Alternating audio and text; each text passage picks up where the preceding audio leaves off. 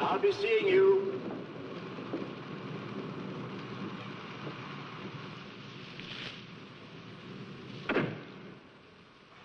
As for the necklace, you've heard of it, I'm sure. Well, it's here for you. Where? Oh, I wrote the answer to that question on something which has been waiting to take a breath for 20 years. At last.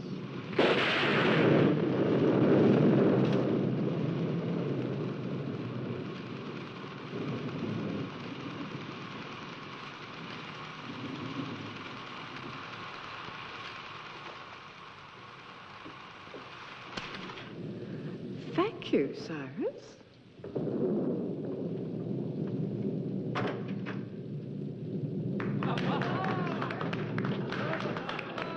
Well done. What a girl. Congratulations, Annabelle, my dear. I must speak. What about... Congratulations. Do you need a companion? Cecily, darling, we don't say things like that, even in jest. I think it's wonderful. I know you'll use the money really well. Thank you, Susan. You are kind. And in case you get something terminal, remember, I was a good loser. You choose well in life, my dear. I had to choose between my marriage and my career, and I chose my career. And did you regret it? Never, and I hope you choose it wisely. Well, I think it's great. I would have lost it all in a month anyway.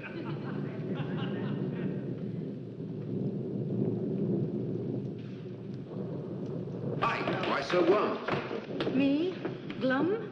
I don't know why I should be glum. I've just had dinner with a man who's been dead 20 years. I'm in a house in the middle of nowhere without a telephone. There's a hurricane blowing, and now creepy Mrs. Pleasant thinks there are ghosts in the house, and we're all in some kind of danger.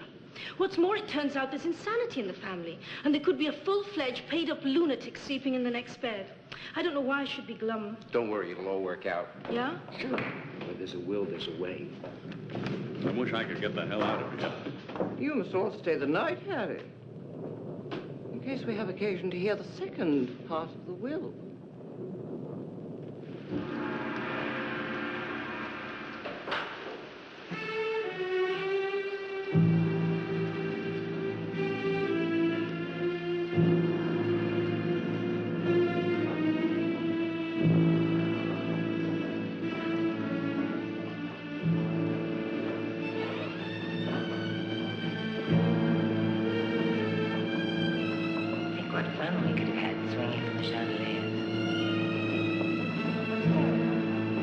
Lucky I used to do this for a living.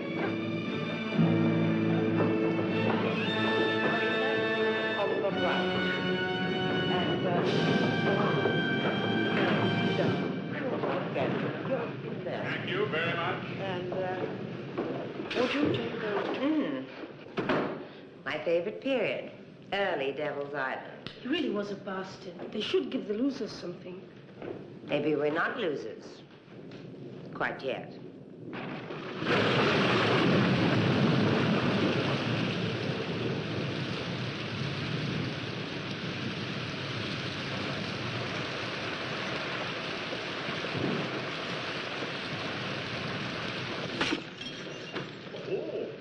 Temper, that's no way to fly a plane, Colonel. Listen. Would you lay off that gigolo routine? What's the matter, Rickenbacker? Am I getting too close to the bone? You always get too close to the bone, you damned killer. Mrs. Crosby was right. You're lucky you're not inside. I did not kill anybody. It was an accident. Of course it was. The alcohol is for the patients, not the doctor.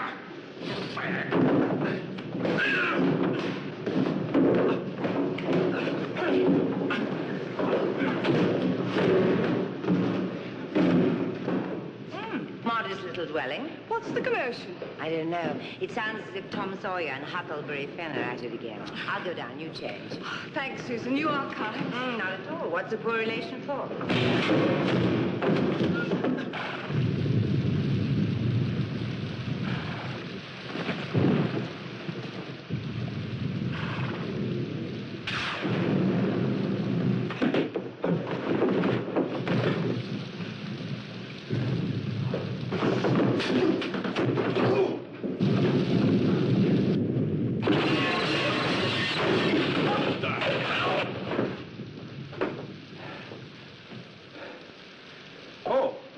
Forgive me.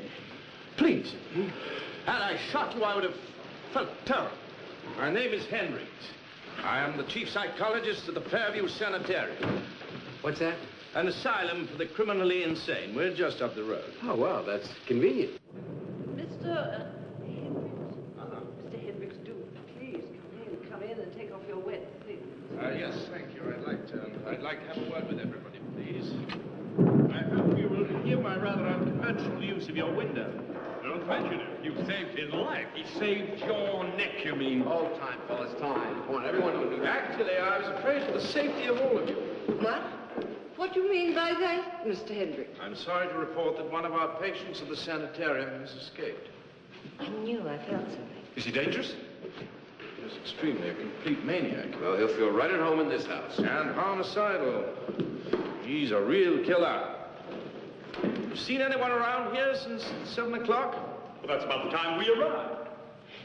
That explains what I felt. Oh, what do you mean? Well, actually, we've all been a little tensed up in this house tonight. What makes you think he's here? I didn't say he was here. I'm looking at all the houses in the general area. Have you some reason to imagine that he's close to here? We're in this house. Well, he always tries to get into a house whenever he escapes. You think he's escaped before? Yes, I'm afraid so. What do you use there, the honor system? His method is to get into a house and hide until everyone's gone to bed. What does he look like? Well, when he got out, he was wearing a long coat and a black slouch hat. He's not a young man, very little hair, sharp teeth, and fingernails like claws. I think I took his daughter out once. He believes that he's a cat. A cat? Nobody believes he's a cat. Nobody in his right mind. Yeah, is his last name West by any chance? I do assure you, ladies and gentlemen, that he is not in his right mind, and that he indeed believes himself a cat. Mr. Hendricks, is this some sort of joke? No. In fact, he kills his victims by slowly ripping them apart. Good night, family. I need it. It's been a stimulating. That could be a most unwise move. I'm asking everyone in the area to lock themselves in until morning. That's ridiculous. Well, I don't think you've much choice. And how do you propose we should apprehend this homicidal animal? Do you have an extra weapon? No. Weapons can be as dangerous as maniacs. And anyway, I hope to get him alive. Why? As long as you get him. Well, I've been studying him. There's a seminar this spring, and I was rather hoping to give a paper on his behavior. Everybody lie down. Don't anybody move. Cicely, for God's sake. Oh, thank God it's you. You nearly got shot. Some cat. This is Mr. Hendricks, who is bringing some important news to everyone living in the area. What is it?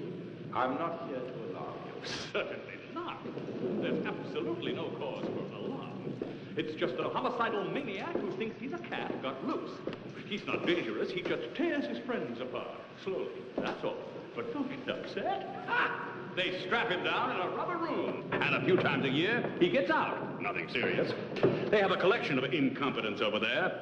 And this is the chief incompetent, who should be investigated by the State Board of Medical Inquiry. Allowing a homicidal maniac to escape is criminal negligence.